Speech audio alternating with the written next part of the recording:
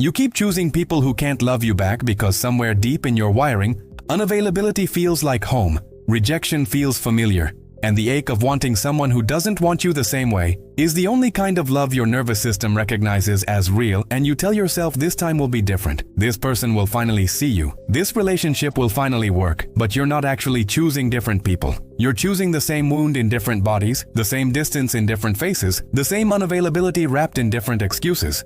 Because unrequited love isn't something that keeps happening to you. It's something you keep choosing because being chosen back, being fully loved, being someone's priority instead of their option would terrify you more than the pain of chasing someone who's always just out of reach.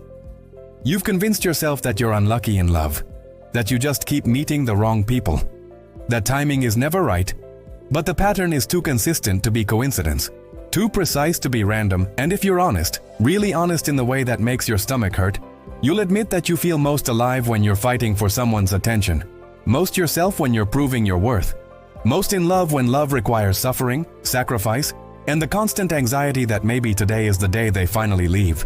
Finally choose someone else. Finally confirm what you've always suspected about yourself. That you're not enough, not quite lovable enough, not special enough to be someone's first choice instead of their backup plan. You attract emotionally unavailable people like a magnet, like you have a sign on your forehead that only they can see that says, "I'll love you harder than you will ever love me, and I'll call that devotion." You give everything and receive crumbs and call it progress. You wait for texts that don't come, and when they finally do, you act like it's Christmas morning. You plan your day around their availability and they forget you exist unless they need something. You know their schedule, their habits, their patterns, but they barely remember your birthday.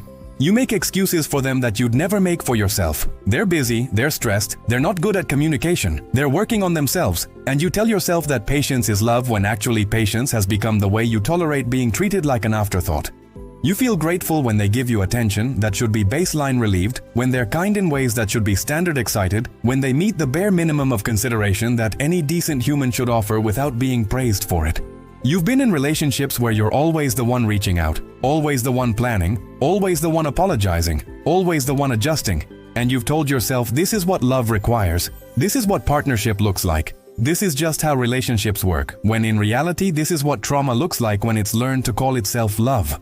This pattern didn't start with your last relationship or even your first. It started when you learned that love was something you had to earn, that affection was conditional. That being wanted required performing, that someone's presence in your life was something you had to work for, rather than something freely given because you mattered. Maybe you had a parent who was emotionally distant, and you spent your childhood trying to get them to see you, trying to be good enough to deserve their attention, trying to earn love that should have been automatic, and your little nervous system learned that love means chasing that connection, requires proving yourself that the people you love most will always be slightly out of reach, and your job is to keep trying. Keep performing. Keep hoping that maybe one day you'll finally be enough to make them stay, to make them choose you, to make them love you the way you love them.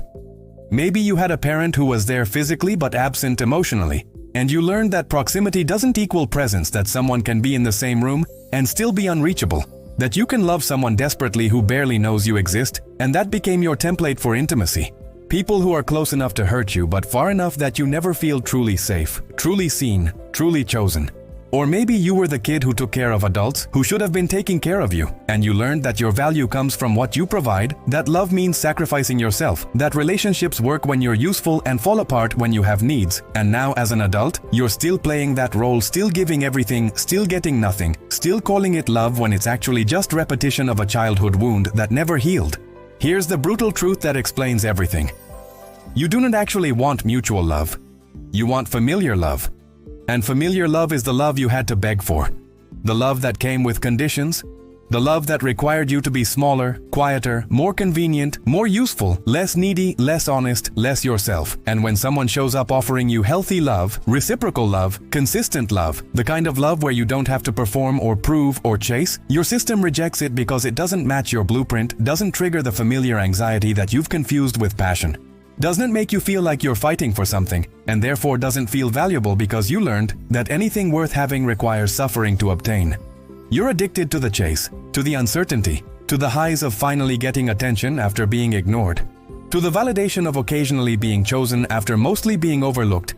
And healthy love feels boring in comparison, feels too easy, feels suspicious, Because you've been taught that love should hurt, that relationships should be hard, that if you're not anxious and constantly wondering where you stand, then it's not real love, it's just settling.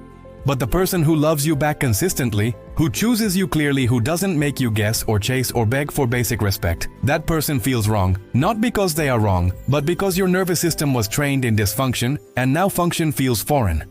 Feels unsafe, feels like a trap or a lie. Because how could someone actually want you without you having to earn it, without you having to prove yourself, without you having to be perfect or useful or accommodating to deserve their presence? You can break this pattern, but it requires doing the most counterintuitive thing imaginable. The next time you feel that familiar pull toward someone emotionally unavailable, that excitement mixed with anxiety, that sense that you've found someone worth fighting for, you have to recognize that feeling not as love, but as trauma activation, not as chemistry, but as your wound recognizing their wound, not as the one, but as another person who will let you replay the same painful dynamic you've been replaying since childhood.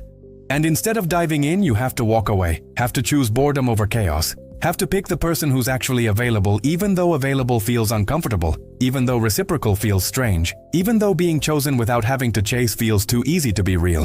Start noticing your patterns. Write down the last 5 people you've been attracted to. And look for the common thread. The way they were all unavailable in similar ways. The way you always played the same role. The way the story always ended the same way, with you giving everything and them giving crumbs, and you calling it love. Because once you see the pattern clearly, you can't unsee it, can't pretend it's coincidence, can't avoid the reality that you've been choosing your wound over and over, hoping for a different result. Work with a therapist who understands attachment trauma, who can help you identify why unavailability feels safe, why reciprocity feels threatening, why you're more comfortable longing for someone than actually having them. Practice sitting with the discomfort of being loved well. When someone is consistent, when someone shows up, when someone chooses you clearly without you having to perform, notice the urge to sabotage it, to create drama, to push them away, or pull them closer in ways that recreate the familiar anxiety. And instead of acting on that urge, just breathe through it. Recognize it as your system trying to return to what's familiar, even though what's familiar is killing you. Loving without being loved back became your comfort zone because it was your training ground, because it was the first template of love your nervous system absorbed, because it's the only version of intimacy that feels real to you, even though it's destroying you. But comfort zones aren't actually comfortable, they're just familiar, and familiar can be toxic, can be traumatic, can be the thing that keeps you trapped in cycles that guarantee you will never get what you actually need, and what you actually need is to be loved without having to earn it, to be chosen without having to chase it, to be valued without having to prove it, and that kind of love exists, but you'll never find it while you're still addicted to the pain of unrequited love. Still choosing people who can't meet you, still repeating patterns from a childhood where you learned that love means suffering, and anything that doesn't hurt can't be real. And the work now is not to find better people to chase, but to become someone who no longer needs to chase, who no longer finds unavailability attractive, who no longer mistakes anxiety for passion or breadcrumbs for devotion, who can look at reciprocal love and instead of running from it or sabotaging it, can actually receive it, can actually let someone choose you back, can actually build something with someone who's present instead of chasing someone who's gone. Because you didn't survive everything you survived just to spend the rest of your life settling for people who make you feel the same way your trauma made you feel. And it's time, past time, to choose different, to want different, to accept that you deserve more than someone's leftovers, more than their maybe, more than their I love you, but I'm not in love with you, more than being someone's option while you make them your priority. And the only way to get different is to be willing to feel uncomfortable in the space between your old pattern and your new possibility. To tolerate the strangeness of being loved well until your nervous system updates its definition of love from something you chase to something that chooses you back.